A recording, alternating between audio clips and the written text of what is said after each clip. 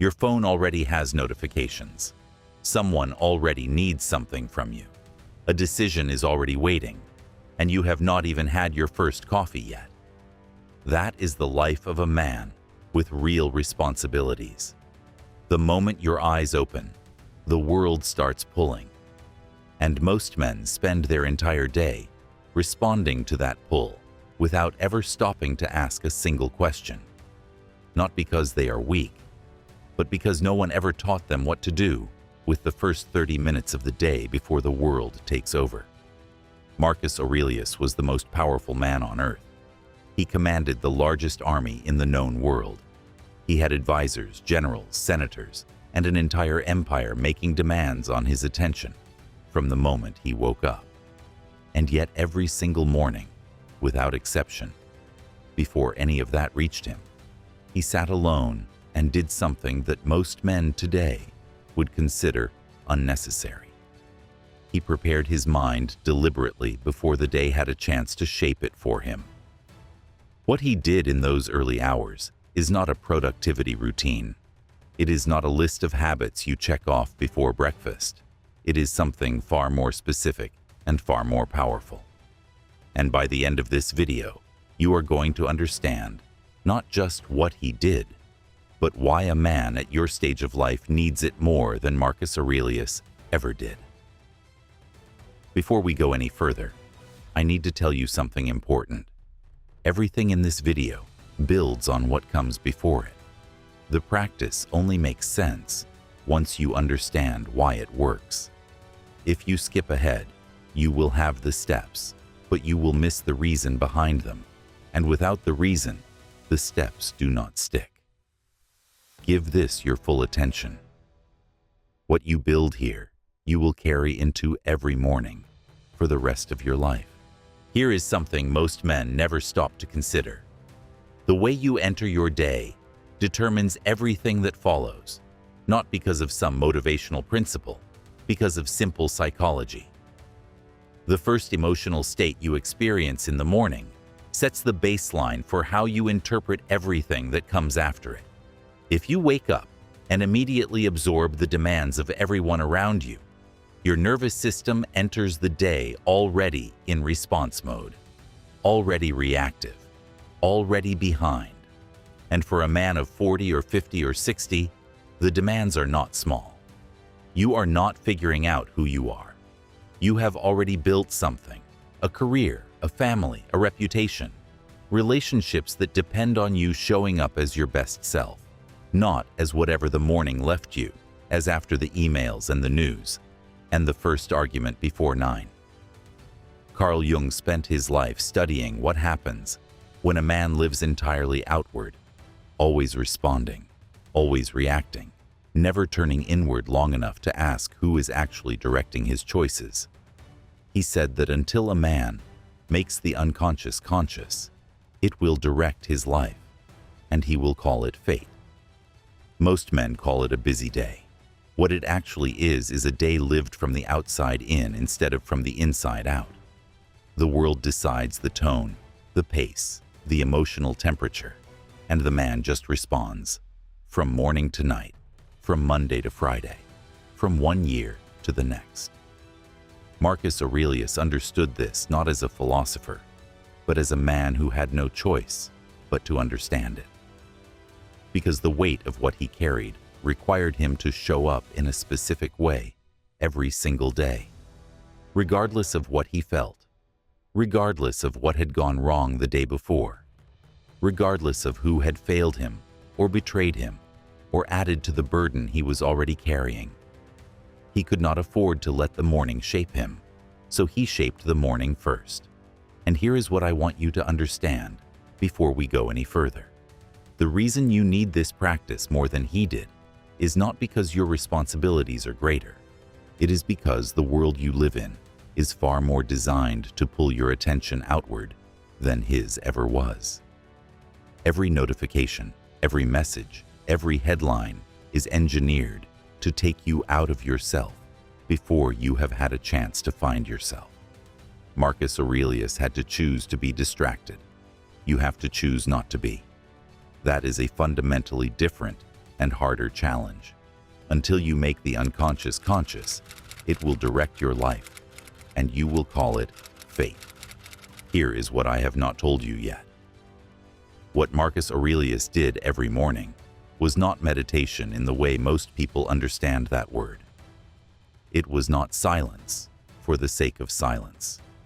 It was not breathing exercises. It was 5 specific mental acts performed in a specific order. And the first one is so counterintuitive that when most people hear it for the first time, they think it sounds pessimistic. It is not. It is the opposite of pessimism.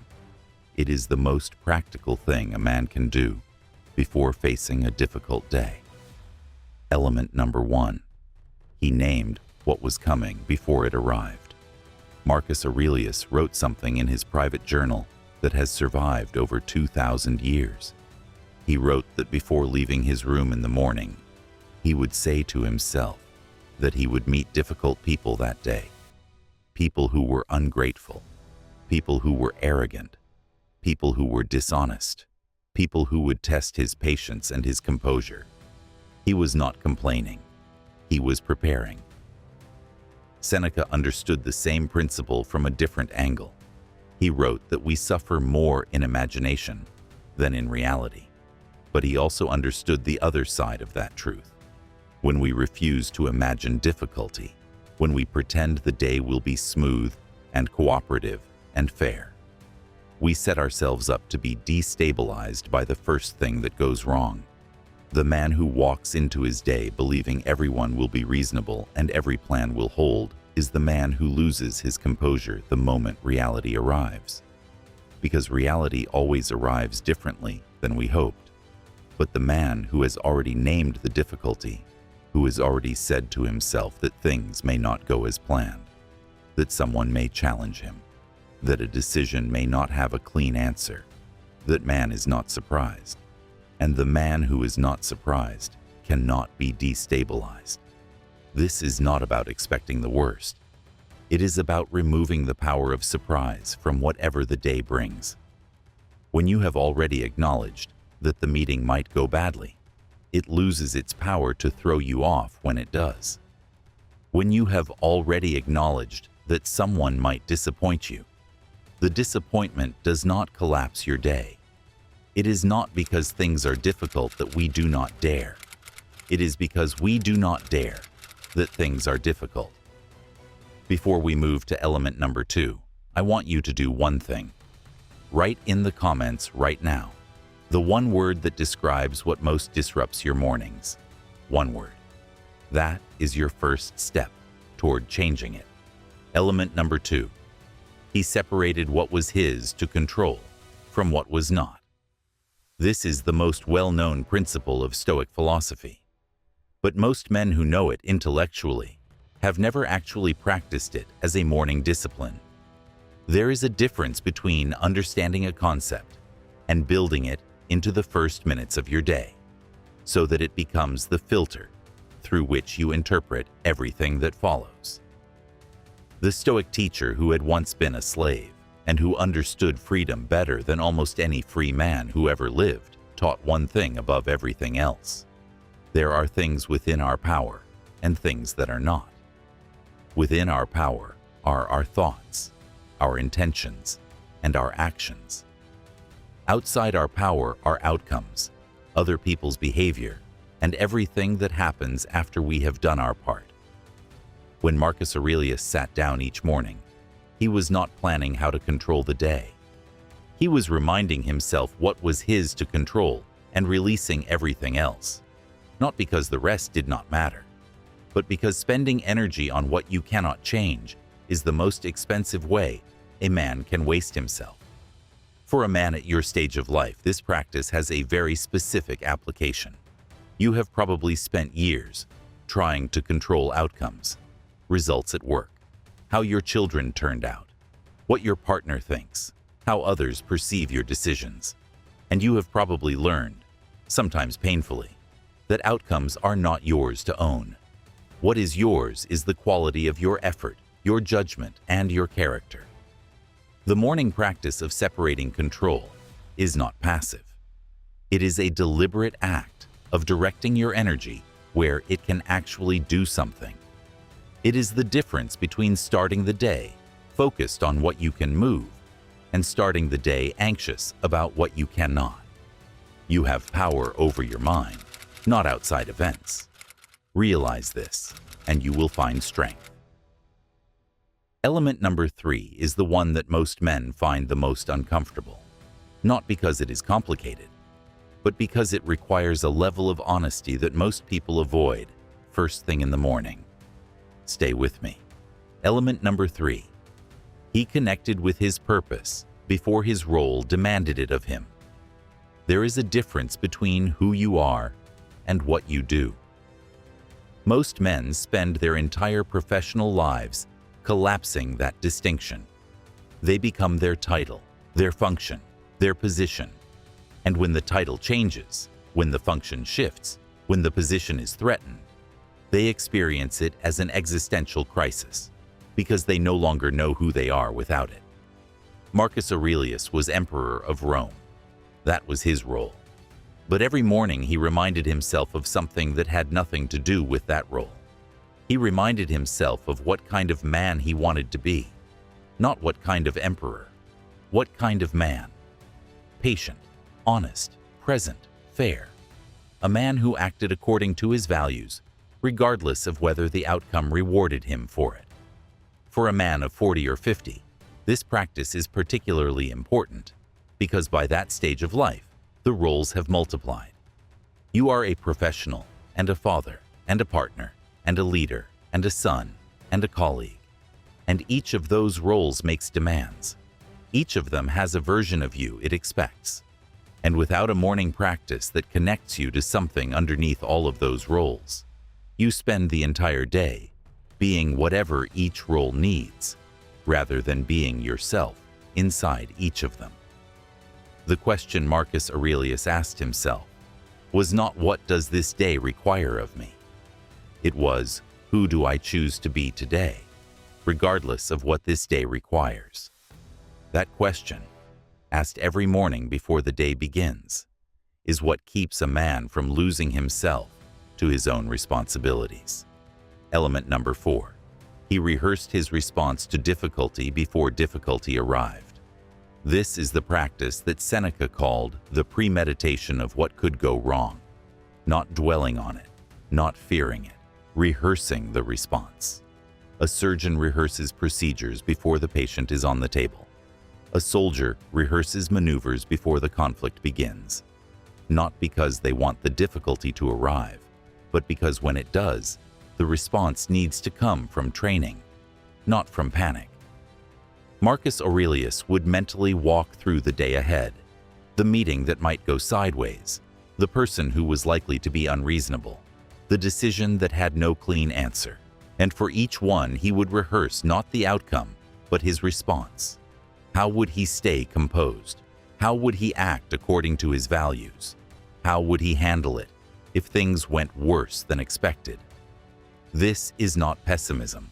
This is the discipline of a man who understands that composure under pressure is not a personality trait. It is a skill. And like every skill, it is built in practice, not in the moment when it is most needed. Element number 5. He asked himself one question before he left the room. Not a productivity question, not a goals question. One question about character. Am I about to act in a way that I can respect, regardless of how this turns out? That question does something very specific. It shifts the measure of success from outcome to action. And for a man who carries real weight, that shift is everything. Because outcomes are not always yours to control, but the quality of your action always is. Epictetus, who understood better than anyone what it meant to be stripped of everything external, taught that the only real freedom a man has is the freedom to choose how he acts. Not what happens to him, not how others respond, how he acts. And that freedom, practiced every morning through this question, becomes the foundation of a composure that no circumstance can permanently shake. When a man starts his day knowing he has done the work of preparing his mind, something shifts in how he moves through everything that follows. He is less reactive because he has already anticipated difficulty. He is less anxious because he has already released what is not his to control. He is less lost because he has already connected with who he is beneath his roles. He is less surprised because he has already rehearsed his response to what might go wrong. And he is less compromised because he has already asked himself the only question that matters before he walks out the door. That is what Marcus Aurelius built into his mornings, not because he had the luxury of time, but because without it, the weight of what he carried would have crushed him eventually. The same is true for you, not because you are an emperor, but because the weight you carry is real. The people depending on you are real, and the man you choose to be in the first 30 minutes of the day is the man who shows up for all of it. Here is the practice. Starting tomorrow morning, before anything else reaches you, sit for 10 minutes. Work through these 5 elements in order. Name what the day is likely to bring. Separate what is yours to control from what is not. Connect with who you choose to be, not just what your roles require. Rehearse your response to one difficulty that is likely to come, and ask yourself the one question before you leave the room. 10 minutes, every morning. That is the practice that Marcus Aurelius never missed, not because he was disciplined for the sake of discipline, but because he understood that the man who shapes his morning shapes his day, and the man who shapes his day, day after day, shapes his life. If this is the kind of work you want to keep doing, this channel publishes one new video every week. Every video goes deeper than the last. Subscribe so you do not miss what comes next.